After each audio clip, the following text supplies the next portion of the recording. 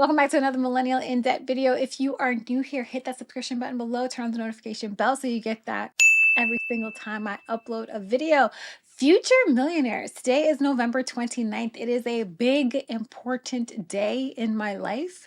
And that is because today is the day that I was laid off from my big fancy tech job 1 year ago today. So November 29th, 2022.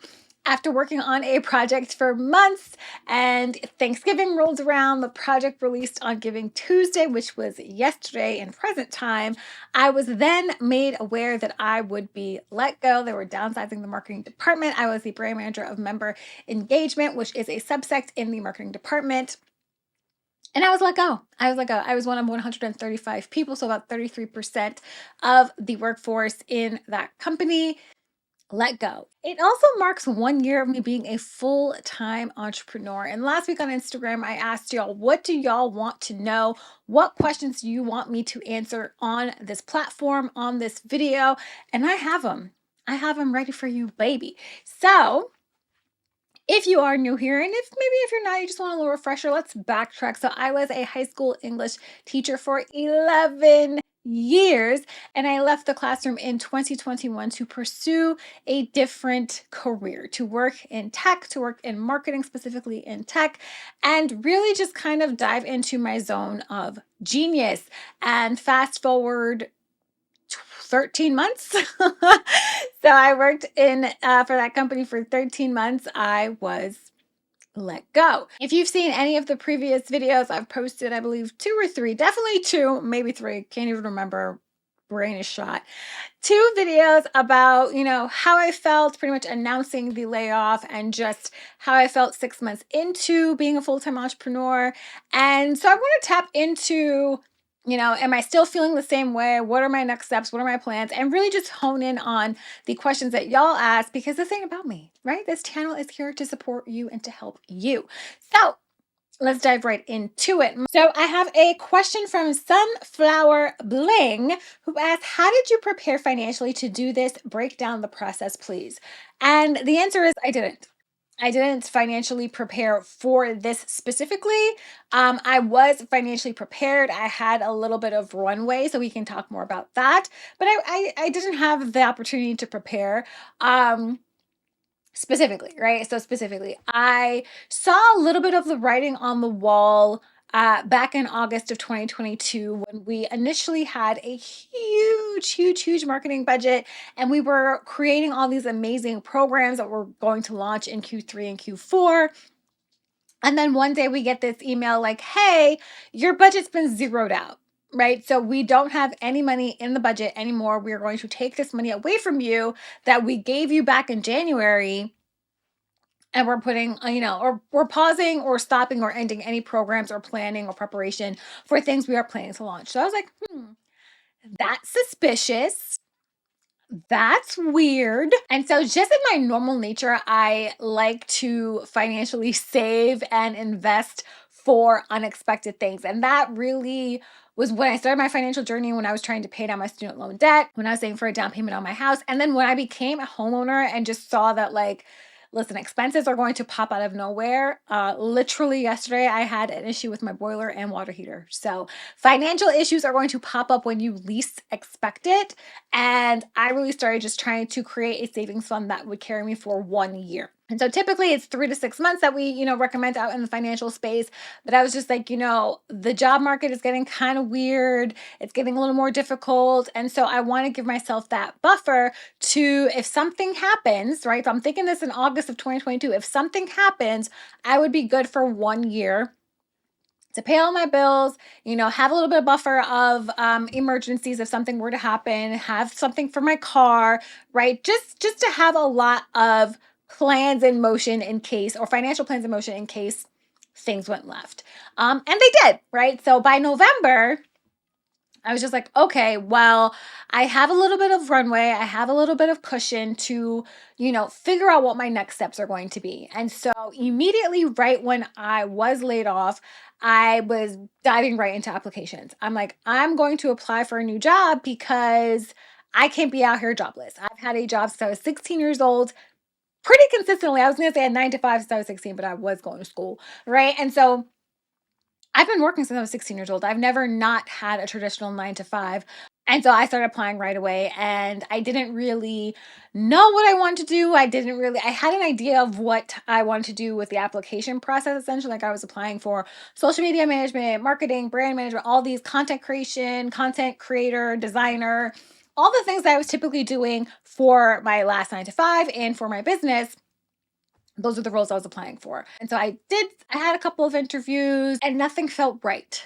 Nothing after the first or second interview, nothing like jumped out at me like, oh, yes, this is my calling. This is the next place that I need to be.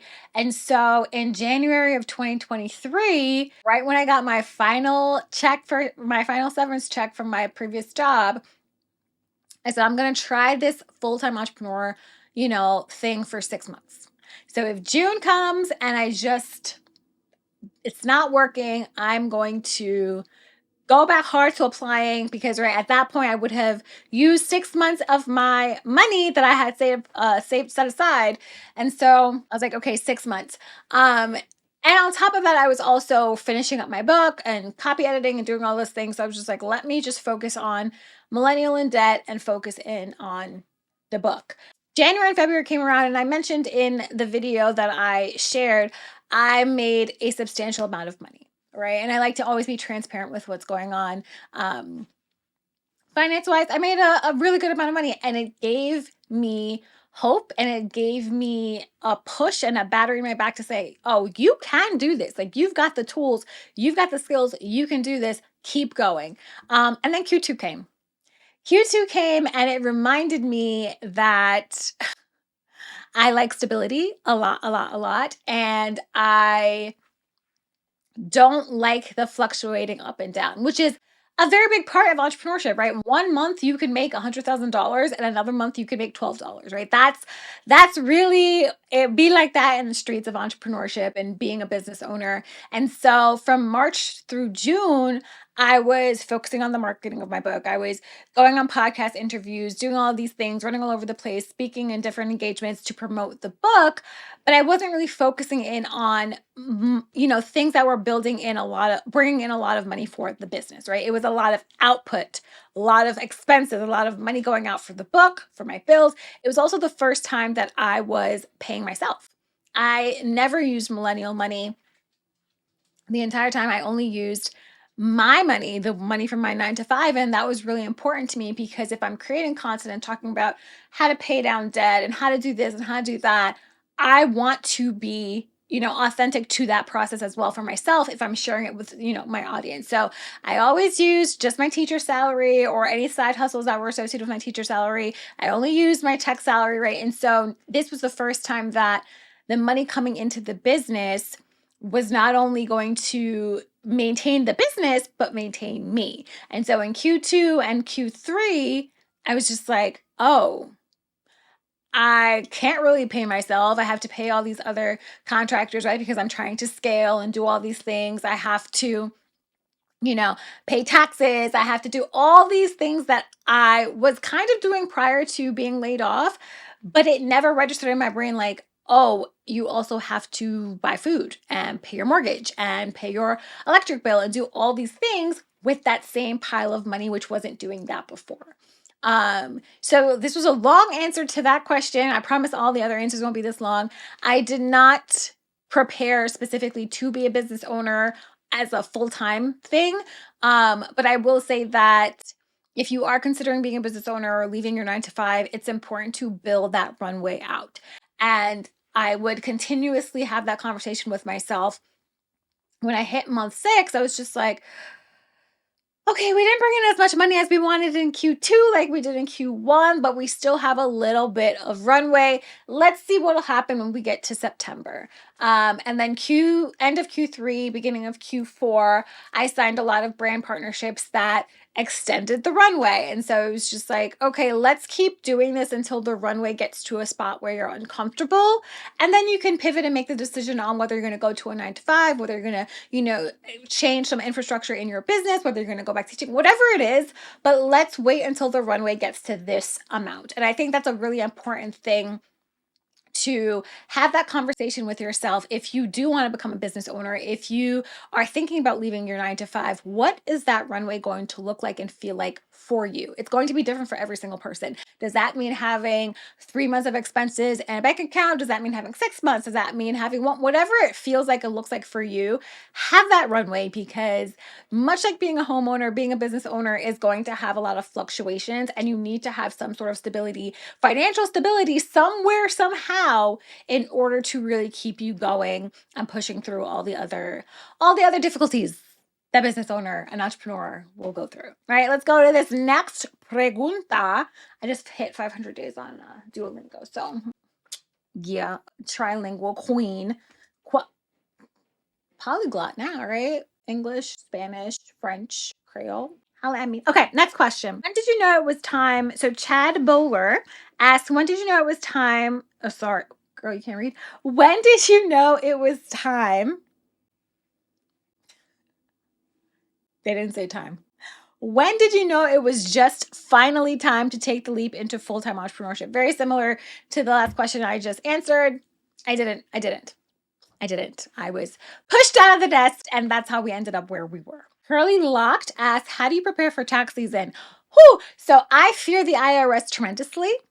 I don't mess with Uncle Sam. And so chapter 10 in my book is called Don't Mess with the IRS, for a very, very, very, very real specific reason. And that's because I don't want to go to federal prison. Pay your taxes. And so I have an accountant. I've always had an accountant. I've never done my taxes, whether for myself or for the business, by myself, because I just don't trust myself to do it. Girl math has no place in the world for taxes. So I am a girl math queen, not a taxes queen. I have an accountant, and we are currently transitioning from LLC to S Corp. So that will change a lot of the tax implications. But right now, my accountant, I hand him all of my documentation. I think I use QuickBooks. I always confuse it with Quicken, which is completely different. I use QuickBooks. My accountant has access to my QuickBooks, and he just makes sure I don't go to prison. So pay your taxes. And as a business owner, or as an entrepreneur, and that includes if you're side hustling and doing all these side gigs, you want to put aside 30%. And the reason for that is because when you work for a traditional 9 to 5, yes, you're paying taxes out of your check, but your employer is paying the other side of those taxes. So when you work for yourself, you got to pay both ends, right? So 30% on whatever you make is a nice, comfy, safe number to put aside. And I follow the profit first model. So I have just a separate account that has money for my taxes. So whenever I get paid for a campaign, or I get paid for whatever it is, I'm like, oh, I made X amount of dollars. 30% is automatically going to taxes. So don't play with Uncle Sam, baby. Don't play with him. All right, let's see. Next question. Miss underscore B underscore H. I think that's supposed to be Miss Page. I don't know. I'm sorry I'm mispronouncing y'all handles, y'all. What do you do about health insurance as a full-time entrepreneur? Cry about it all day, every day. I currently have to actually call my health insurance right now to figure out some things. It is currently open enrollment season until December 15th. So if you are navigating health insurance as someone who's employed through a 9 to 5, or someone who's a full-time entrepreneur, now is the time to make some moves, baby. But for me personally, right now, I am paying $700 a month for Cobra. So that means I still have the policy that I had with my last employer, except now I'm paying for it where I wasn't paying for it before. And I know people are like, Cobra's so expensive. You don't have to pay that. Let me tell you something. I go to the doctor all the time. I go to the doctor all the time.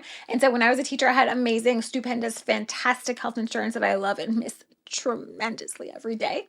And I had no copays, no co-insurance, no deductible. And so switching over to a plan with my previous employer, I have copay, I have deductible, I have co-insurance, and to match that plan, to have a comparable plan to the current plan I have now, or to my previous plan that I have now as an educator, when I go to the New York State health insurance marketplace, those plans cost $1,200 and up. So Cobra for me was the best decision to still have access to all my healthcare providers that accept the insurance, and frequent as often as I do. Yes, I do pay a ton more out of pocket now, which sucks. But it was the best possible outcome for me to choose that. I believe It either expires in February or July of 2024. This is why I need to call them and find out. So I don't know what I'm going to do next. I don't know what I'm going to do next. Every state is different. For me in New York, I have to go through New York Marketplace. So that's how I handle health insurance. And I hate it. I hate it. Fave platform for a website. So I highly, highly, highly recommend that if you are a business owner, entrepreneur, blogger, influencer, whatever it is, or you want to be any of those things, you need to have a website. You need to have a place on the internet that is your own, that you own, because we do not own these social platforms. We don't own Instagram. We don't own Twitter. We don't own whatever, X. We don't own Threads. We don't own TikTok. We don't own YouTube. So at any point, they can deplatform us for any reason. And you want to, one, build a mailing list and also have a place that people can find you. I use WordPress. I've used WordPress for the last 10 years. So I don't know much about Squarespace. I don't like the user interface of Wix. And I don't even know if Blogger still exists. Blogger is where I initially started blogging. But you definitely need a website. And so I use WordPress. What makes you the most money? Ooh, it's from Bradgard 420. So for me, the most money right now this year has been brand partnerships. I do have 2 courses. They're not always on. And that's because they are live. I teach them live. I engage live. We do weekly, calls and things like that. And so I have my career development course that's usually open once or twice a year. This year, with all the chaos and things that I was doing and things with the book, I only opened it at the beginning of the year last year. I am likely going to launch it again for cohort 4. Cohort 4 in the beginning of the year. And then I also have my 12-week accountability group. So those bring in a substantial amount of money. I launched that twice this past year. But because I don't launch them all the time, I'm still trying to figure out a way to do so and offer people live interaction with me because I don't do one-to-one coaching anymore. So this year it was absolutely brand partnerships. I am very specific and strategic with the brands that I partner with. So it's not like I, partner with 20, 30, 40 different partners. This year, I also landed my first long-term partnership with Expedia. Amazing. So those are the things that I want to lean more into for 2024 with long-term partnerships and strategic partnerships where the price point might be a little higher, right? They would pay me a little more, but it would be a long-term partnership in which it is a company I believe in and it's content that I stand on. So I believe in brand partnerships as long as they're done authentically and done with transparency, right? You always want to say, this is a partnership with a brand. They're paying me to talk about this particular item, and do so in a way that your audience, you're building the trust of your audience. And you're not just trying to sell all the time. That's not my style. So long story short, brand partnerships are how I make the majority of my bread and butter. How can you decide, this is Mandy Chris, how can you decide what's business and what's non-profit? I'm trying to figure this out. I don't know if I understand the question, so I'm going to give the best possible answer for what I understand to be. So I follow the profit first model, and so that means I have 5 accounts for my business. And so with profit first, what you would do is you would decide or set aside a specific number every month, every week, whatever it is, and that would be your profit, right? So that when you get to the end of the year, or however you want to use your profits, when you get to that account, you will see, oh, hey, this quarter we made this profit, this quarter, whatever it is. And so what I think you're asking is how to differentiate revenue from profit.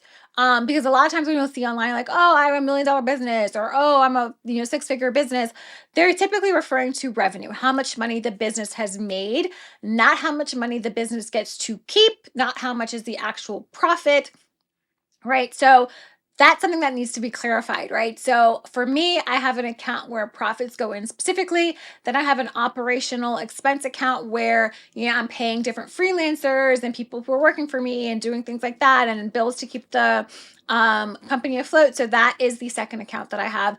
The third account that I have is for taxes. Taxes, baby. You need to put money aside for your taxes. Like I said, I don't play with the IRS. The fourth account is my pay, right? So like I said, this was the first year that I took pay for myself. I paid myself about $55,000, which obviously is a dip from what I was making. And I was very uncomfortable taking it because I'm just like, maybe I should only take like $10,000. But the truth is, I have to sustain my life. And it's not like I'm balling out of control, but I do have to pay my mortgage. I have to pay my homeowners insurance. I have to pay all these other bills. And it's not that I have $55,000 worth of bills for the year, but it's essentially like once my bills are paid, once the food and all that stuff, that's what I was comfortable in taking out of the business. What will I take next year? I don't know. Could be more, could be less. I don't know. So that was the fourth one. And then the fifth account that I have, oh, income. So a lot of people call it the income account. I just call it a savings account. So it's essentially saving for the business. I keep that separate from my personal savings, which is my emergency savings and all the other sinking funds I have. So those are the 5 accounts that I typically recommend that people have if they want to go into business. And even if you're just starting out, you're like, well, I'm not making any profits yet. Have the account. Have the account set up, because eventually you will get the profits, right? That's what we're going to be speaking that into existence. You're going to have a profitable business. So you want to have those accounts set up. So I hope that answers the question, and I hope it wasn't completely a tangent. And if not, you could just DM me. I'm sorry. Okay. All right. Let's do one more question. We have quite a few. I like this question from Dara BP. How did you decide the type of work you wanted to do as an entrepreneur? What a beautiful question. I kind of feel like the work that I do now is work that I was called to do. I was called to be an educator. I was called to teach in high school. I was called to write this book. I was called to, that I truly believe that that was my calling. I have been taking pictures and video since I was in 4th grade. I got my first digital camera in 6th grade, and I literally would ask for another digital camera every birthday to like upgrade with the specs. So I really feel like I was born to create content. What that content looks and feels like evolves. I started out as a beauty blogger for my OGs, my Charles and Trusses OGs. I started out as a beauty blogger doing hair tutorials and things like that. And I was blogging about hair. And then I pivoted into talking about my financial journey and how I paid off my student loan debt. I created a web series around finance. And, I had never done things like that before. I had never screen wrote before. And so I feel like everything that I experience, or everything that's kind of on my heart or on my mind to create, to build, or things that I don't see that exist, or things that I wish, more people looked like me were creating or involved in, that's what I do. Right. So it's just, that's how I feel. So, like I said, I like to work in my zone of genius. That's not possible at all times. And so this content, these conversations that I'm having feel right. They feel appropriate for where I am in life. So that's how I decided. I didn't mean to get all preachy, but sometimes you got to go there. Sometimes you got to go to church. You got to go. But yeah, that is how I decided. And I think I've covered a wide amount. I know this video is going to be long AF, but thank you so much for rocking with me. I know the question on everybody's mind is, girl, what you about to do next? What's your hope? I am about to film a year in review where I will reveal, what I want next. But truthfully, when it comes to what's coming next for my career, I still don't know. I don't know. I don't know if I'm going to continue to be a full-time entrepreneur. I don't know if I'm going to get a part-time job, a full-time job, and take this back as a, side business. I don't know. And I've really leaned into that feeling and leaned into the process of figuring it out as I go, navigating whatever runway I have left. I'm just really happy, honored, and blessed to be doing what I'm doing, even on the hard, annoying, uncomfortable days when I'm crying about health insurance, or all, working with a brand is annoying. It's a blessing, and I am blessed and privileged to do it. And I didn't want to be laid off. I don't wish layoffs on anybody. I never was like, the layoff was a blessing. It sucked. The layoff sucked. But I am so thankful that Millennial in Debt has been able to sustain me and breathe life into me and allow me to continue living a life that I love. So that's it, y'all. Thanks for watching, and I'll catch you in the next one. I don't know when the next one will be, but I will catch you then. Bye.